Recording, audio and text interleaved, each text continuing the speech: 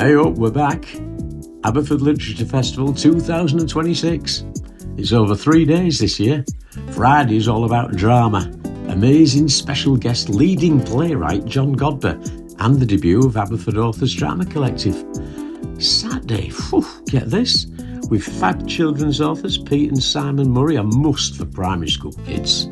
Superb Linda Jones is next up for youth authors.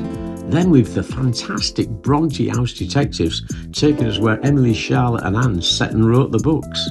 And then award-winning poet Susanna Evans with a poetry workshop. And then stay for our big social murder mystery evening. On Sunday with 4 brilliant authors.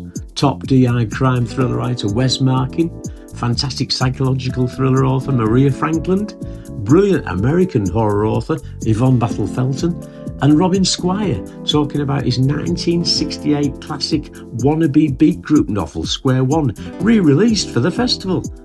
Then it's the ALF Awards, loads of them for children, youths and adults, and a special all about indie publishing to finish. Aberford Literature Festival, Friday the 19th to Sunday 21st of June. Book your tickets right now.